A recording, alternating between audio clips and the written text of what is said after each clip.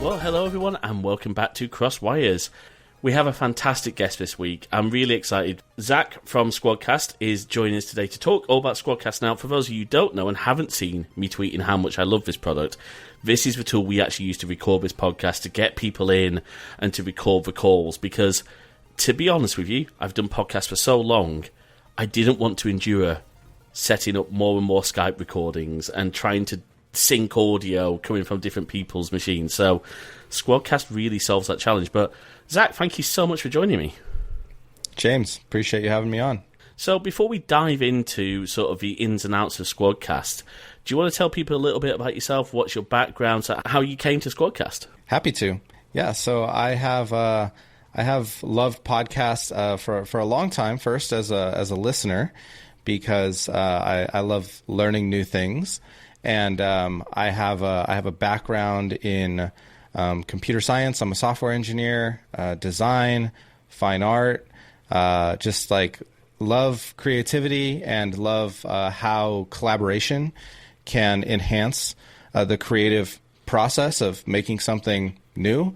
And I've applied that in a number of different mediums across my trajectory. And that's really what I see as my personal mission is to connect creatives, and kind of two heads are better than one kind of thing when you're making something new. So SquadCast is the application of that same approach of ways that we can enhance the collaboration through the creative process. But in this case, it's when it comes to audio and video. That's not how we arrived at the kind of concept or idea. It was more so rooted in wanting to create a podcast, but not having the luxury or logistical possibility of getting in a physical recording studio with my collaborators. We're kind of spread out across California here. That's where I'm located, is in the Bay Area in California, and my brother is an audio engineer. My best friend is like a playwright and author. I'm also an author, and we thought we'd get way outside of our comfort zone as creatives and work on like a science fiction audio drama together, like a very scripted, highly polished narrative podcast. And that was going to be a real challenge to us, but there was kind of this extra challenge that we couldn't get into the same studio, and that was really discouraging for that project. But it wasn't until we kind of started seeing that as an opportunity to build something new and solve this problem of kind of, how do we record in studio quality without being in the same room. And that's really, SquadCast has really become the answer to that question 5.5 years later. Absolutely. And I think you've hit the nail on the head there, because, I've done podcasts.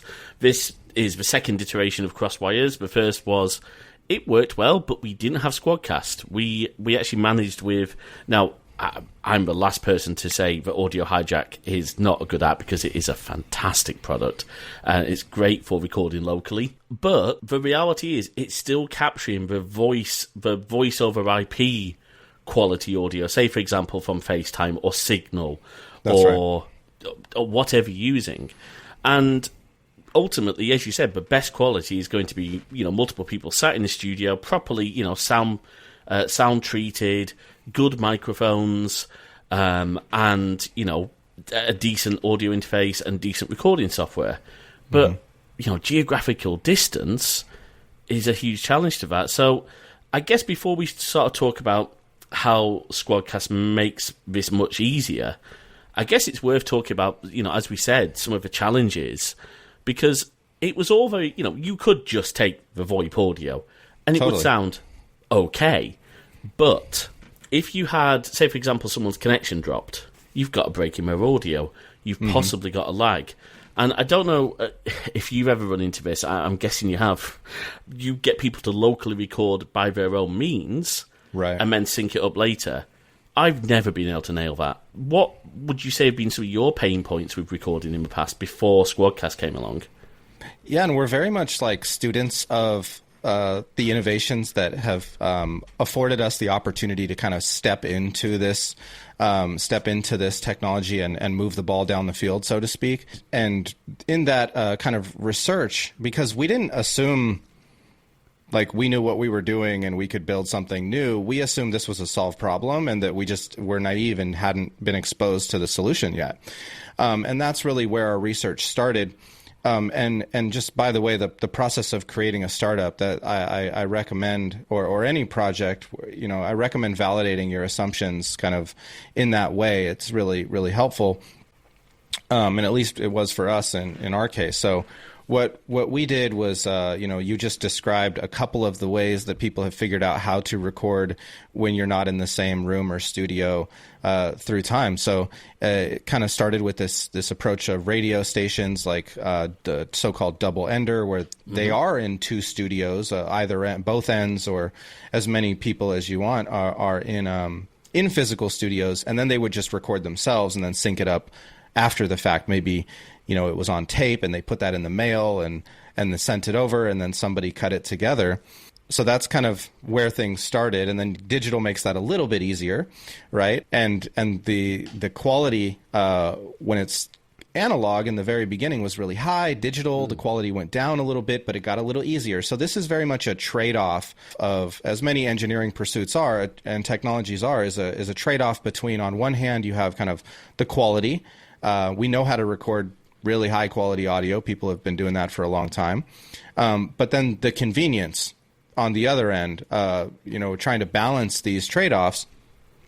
So what you see is, like, when people aren't in the same room, they end up having either a trade-off of decreasing the quality and the convenience goes up, or you can increase the convenience with, say, something super easy and convenient, like accessible, like a phone call, but the quality goes way down to like 8 kilohertz sample rate, right? So you kind of teeter-totter on those two constraints. And in SquadCast, what we try to do is really balance all those constraints, prioritize quality, and provide an experience for even guests who are invited to record on SquadCast. They're not professional content creators, so it needs to be convenient enough for them to say connect from like an iPad or really anywhere in the world. We've helped people record in over 190 countries around the world, we're proud to say. Which is a huge achievement, and the feedback I've had from every guest that I've had on the show up until yourself has been, wow, this is super easy. And I'm glad to hear that. Thank you. Yeah. I mean, I had someone join from her iPhone, and I mean, it's fair to say that's been a big challenge for you guys. Yeah, it's still currently in beta, to be fair, and we've been working closely with Apple and the WebKit open source community for a long time to add the open web standards needed to support an application like SquadCast and be able to, record in the ways that we have developed, and to preserve that quality and make it easy to use. And there were some kind of nerdy pieces missing from the WebKit story that were preventing us from doing it in a standards-based way. There are less standards-based ways, let's say, to do something, but we want it to be accessible. We want it to be, backwards compatible, all of those things that make accessibility magical on the web. And I guess if you're using open standards, you've then got a whole community behind you guys to say, oh, this isn't quite working as we'd want it to work, or we found a bug. Rather than this just becoming a SquadCast problem and your mechanism, it becomes a WebKit problem, and they've got more of an incentive, because the WebKit team are fantastic from what I've seen. And now the thing that's worth mentioning is, of course, SquadCast does not require any extensions. It just works in, every desktop browser. I'm using Chrome at the moment. Safari on desktop is now out of beta. Yeah, I'll make it easy for you. Yeah, it's all of them, and iPhone and iPad are beta. So, nice. Firefox, Opera, Brave, Edge, you name it. We're the only cloud recording studio that is supported across all of these devices. And because the WebKit pieces just came out of beta, we still have those in beta on our end, and we're kind of monitoring how that is producing for creators. Now, of course, I do have to ask a very important question, and this is a deeply serious question. Do you support Internet Explorer 6? No. Good. Right, okay. That's... No. We support everything that is currently not end of life by the browser vendors, and up, with the exception of Safari and iOS and iPad. That's 13.4 and higher, I believe, because of those missing pieces. And I didn't mention it during my background, but I did my internship on the Chrome team at Google, working on collaborative developer tooling, and that exposed me to a lot of ways that those teams build software and the web standards process, and how that's critically important to applications like SquadCast that are using a lot of very forward-leaning, let's say, web technologies. Absolutely. So, stepping away from the web technology side, let's sort of take it back a little bit more about what I like to call the magic of SquadCast, because we're right now on a video and voice call. I can see you clearly, I can hear you fantastically well, which that in itself, by the way, is something I really want to praise you guys for, because thank you. The call quality, it gives a certain amount of confidence when you're recording, and I think you guys even put up a little banner where it says recordings will always be higher quality. That's right, yeah. Why is that? Why are recordings always higher quality? What's going on in the background? Yeah, so we're proud to say that we're the only cloud recording studio that has a unique collaboration with Dolby. So that's the same Dolby that you see in the movie theaters and on music albums and things like that. So Dolby is providing the real-time audio and video that we're having as a conversation right now. And that conversation quality, while it is high and awesome, thanks to Dolby, it is still about half the quality of our recordings that we produce and provide the creators that use SquadCast and their guest. So you mentioned before that few years before SquadCast, like you'd be recording the host locally, but the guest, their audio would be traveling over the web and kind of compressed and stepped on while in transit there. So one person would sound great, but the other person would sound less than great. Like with SquadCast, we kind of equalize that, and everybody sounds equally awesome in the recordings because we prioritize the recording quality.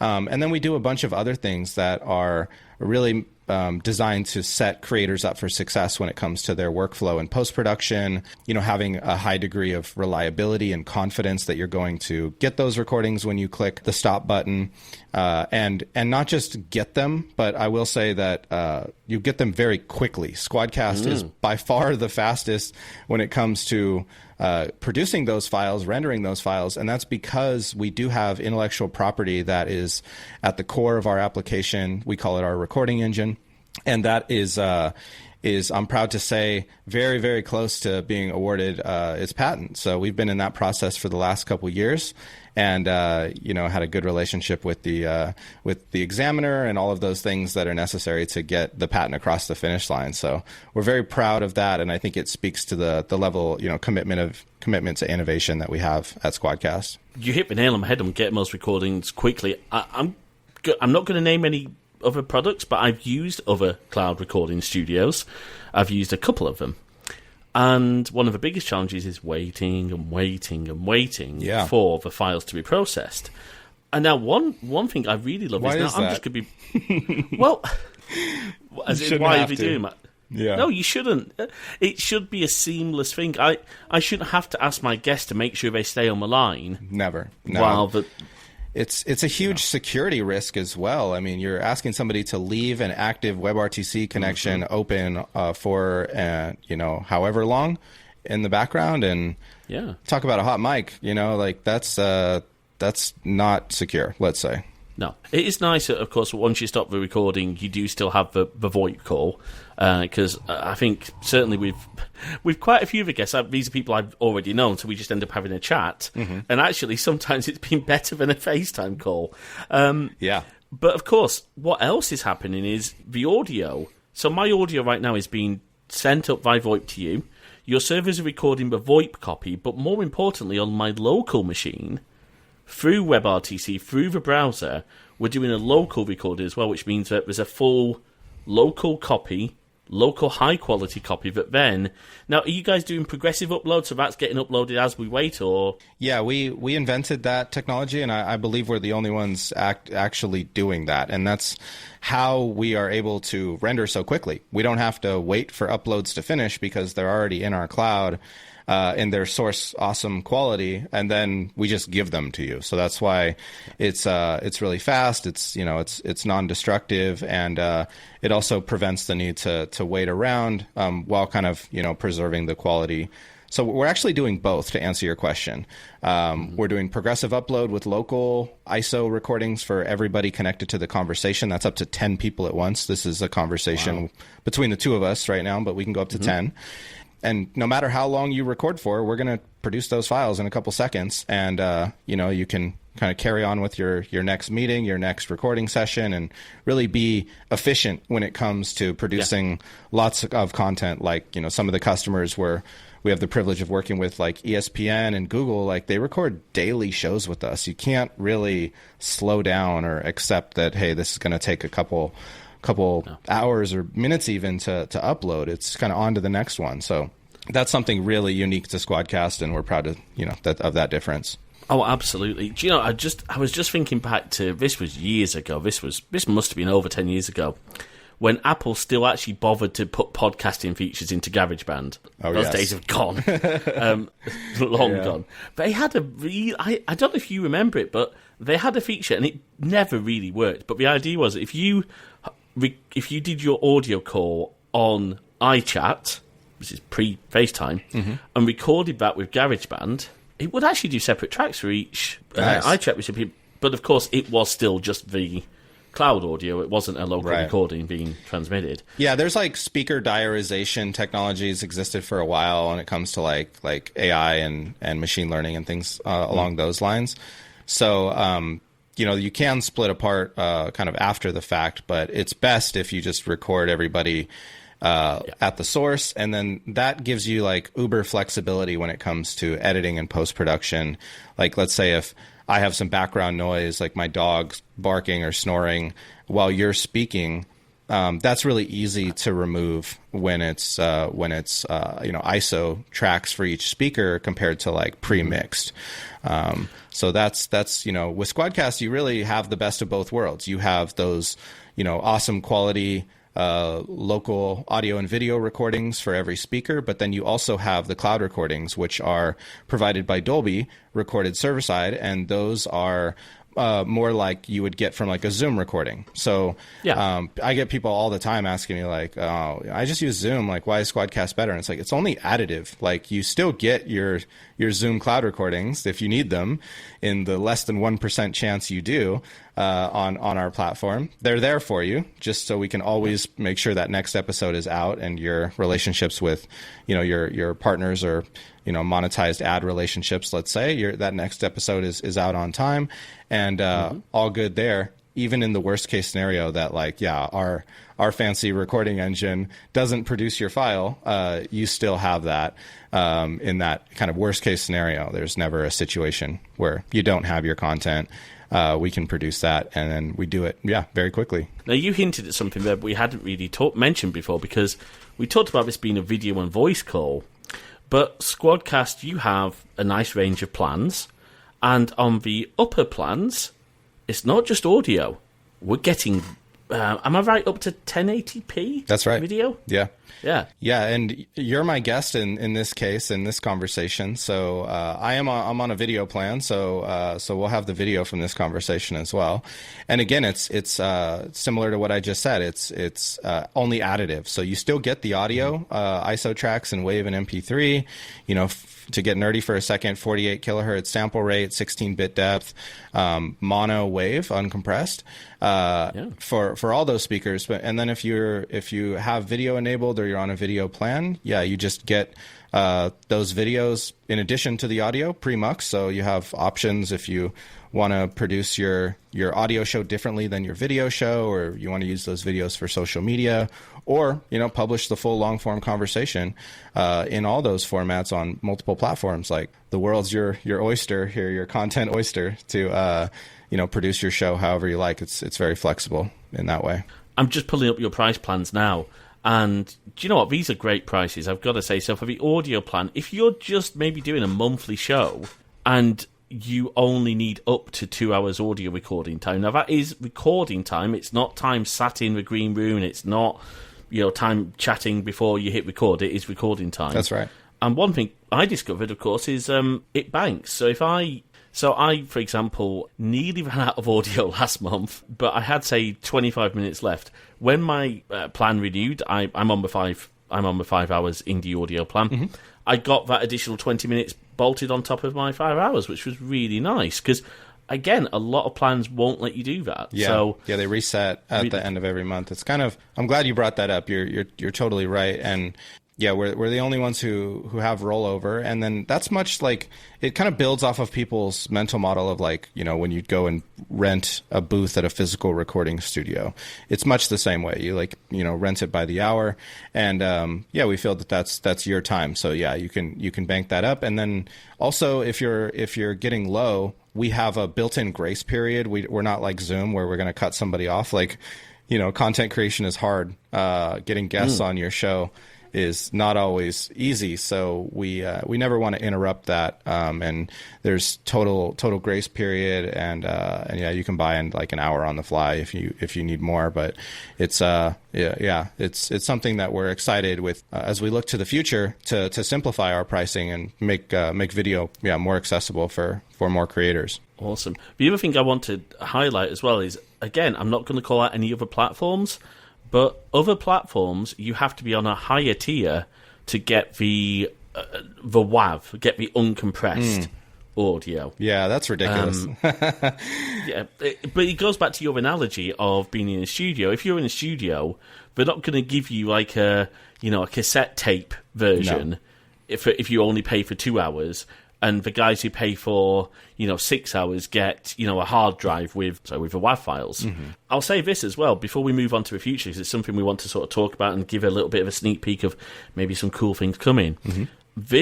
Since I started using SquadCast, I've stopped doing a backup recording on Audio Hijack because I've got that much confidence in SquadCast. Now that's going to probably come back and bite me one day, but for now.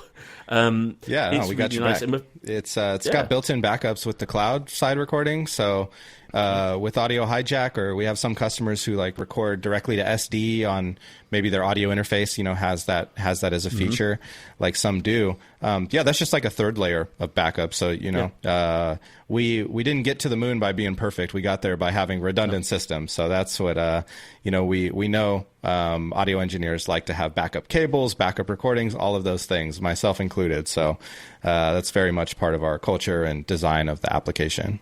Absolutely. Being really honest, the only thing I would love one day to see is a partnership between yourselves and the guys at Rogue Amoeba, where I could just hit a button in Audio Hijack and have a SquadCast session. That'd be cool. Going in there. So we're big on collaboration. Thanks for the inspiration. Yeah, I'll see what I can do. Awesome. So, talking about the future, before we started, you mentioned something that's sort of coming up, but do you want to tell people a little bit about sort of what's got you excited for the next version of SquadCast? Because we're on version 4 at the moment, if I understand correctly. That's right. Yeah, 4.9.5. Yeah, we're very close to V5, and that's the next major release. Are you one of those sensible software houses that doesn't go 4.10? No. We stop at 9. Yeah. Good. Well done. Yeah. The number of times I used to work for a company whose version numbers became something like 1.15.2. I'm like, no, stop with that, please. Controversial opinion, maybe, but anyway, sorry. Go for it. What have we got to look forward to in version 5 and beyond? Yeah, there are so many things. So, like, just to kind of where we started thinking about, what's the next iteration, what's the next version of SquadCast going to be like, wasn't like some feature or that we wanted to add, like maybe we have in the past. Was more a reimagining of the full experience, kind of going back to our roots of our mission is to amplify collaboration.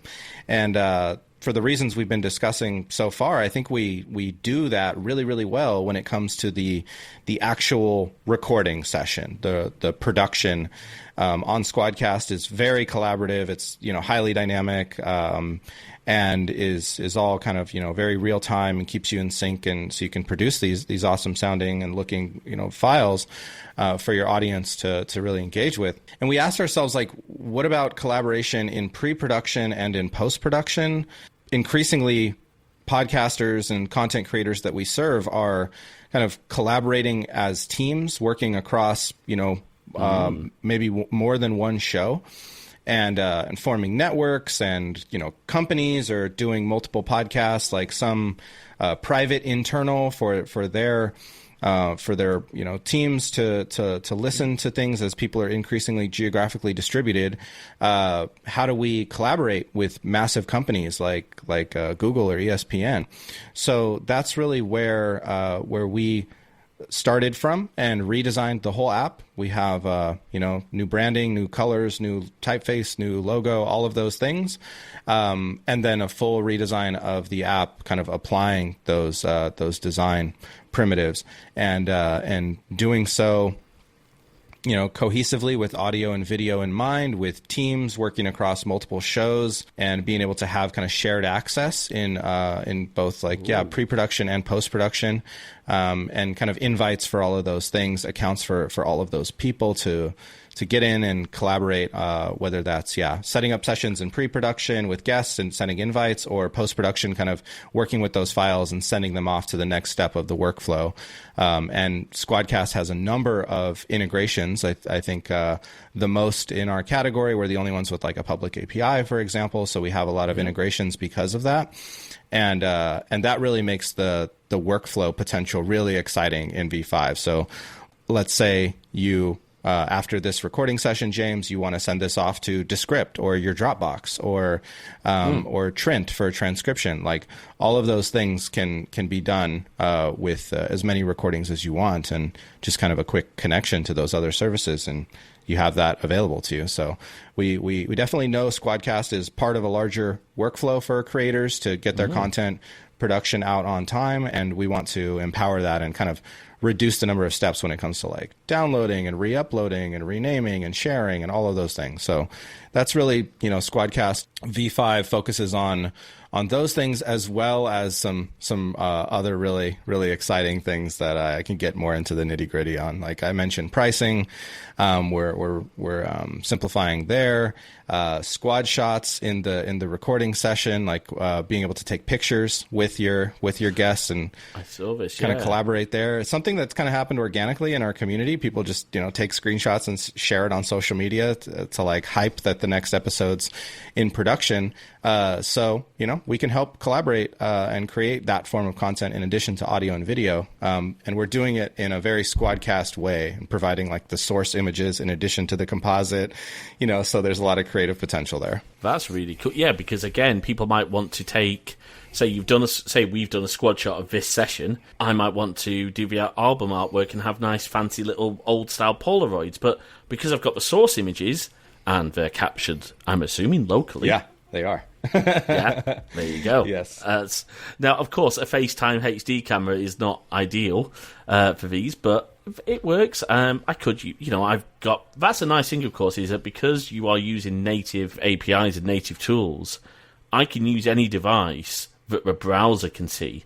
So, for example, on this Mac, I've got, if I wanted to, I've got Epoch Cam installed, so I could use my iPhone as a webcam. Nice. Because this isn't a video show, I don't do that.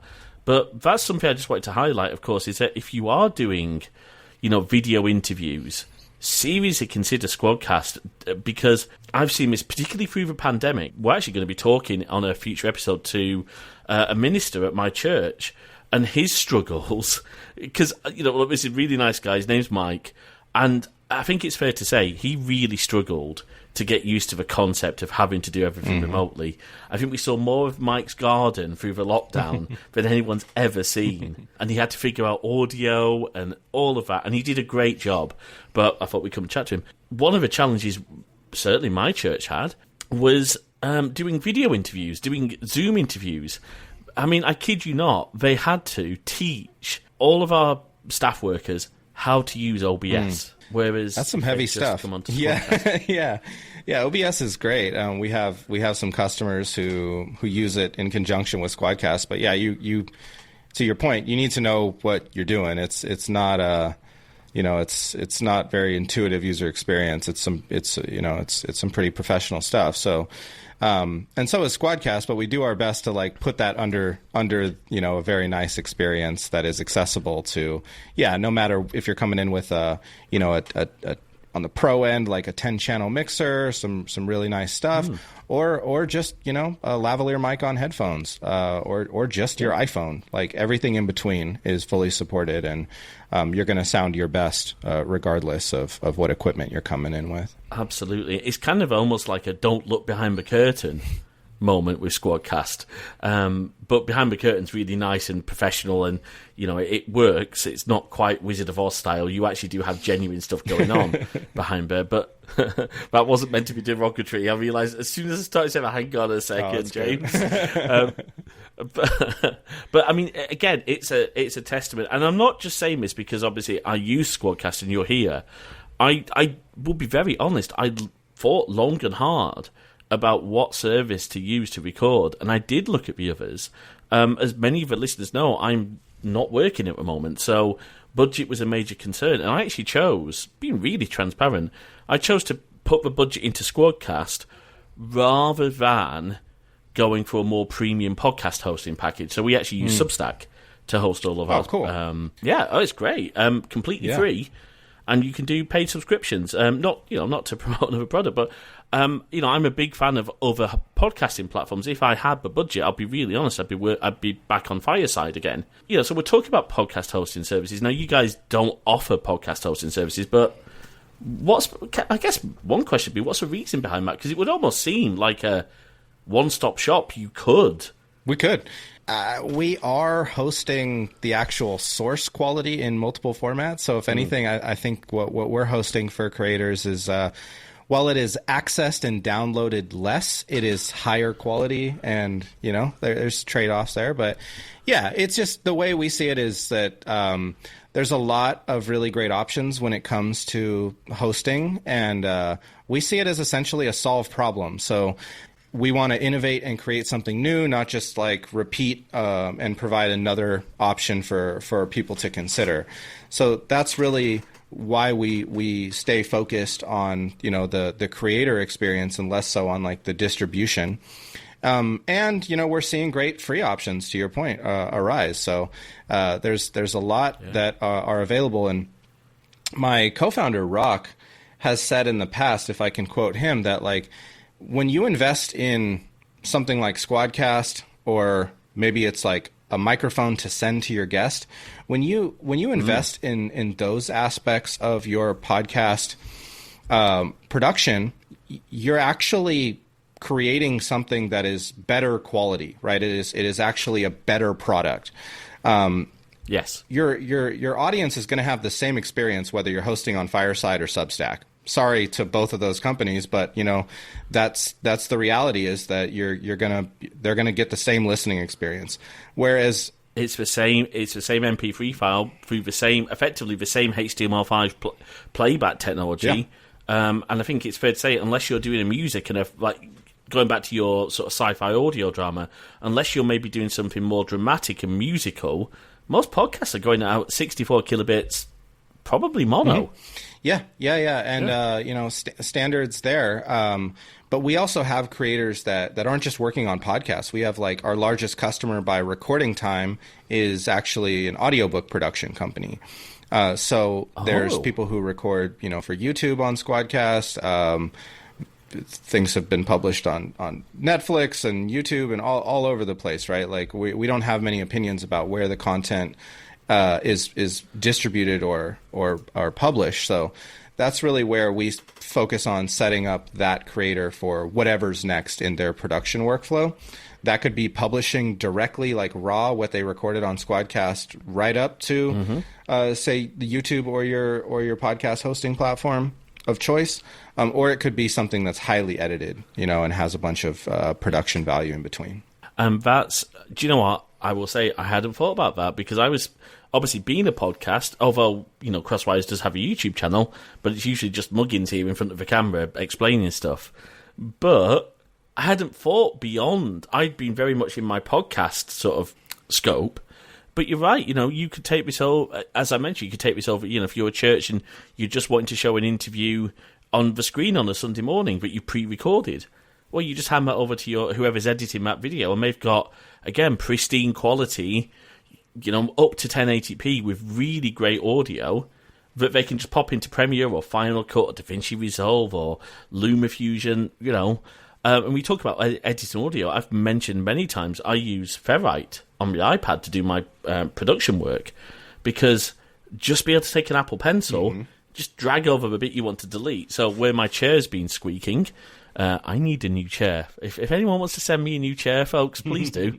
If anyone from the chair companies are listening, would be appreciative. But the point is, so much flexibility.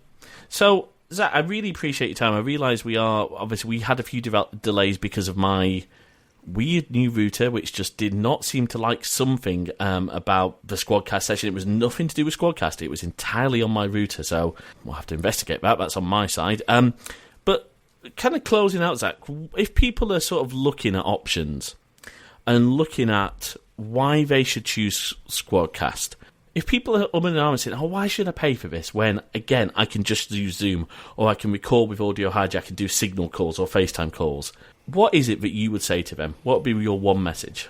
Yeah, if you're at all interested in monetizing your podcast, then your content is really a product that people are going to pay for, not necessarily with dollars, but by their time consuming that content. Or if you're doing premium, and it might be dollars, right? That's even better. So that's really where your content becomes a product, and the quality of your product is going to impact your customer's experience. So we want to nurture that relationship and have a quality product so that people will stay engaged with our content. A lot has been said about podcasting and the intimacy that we share as creators with our audience.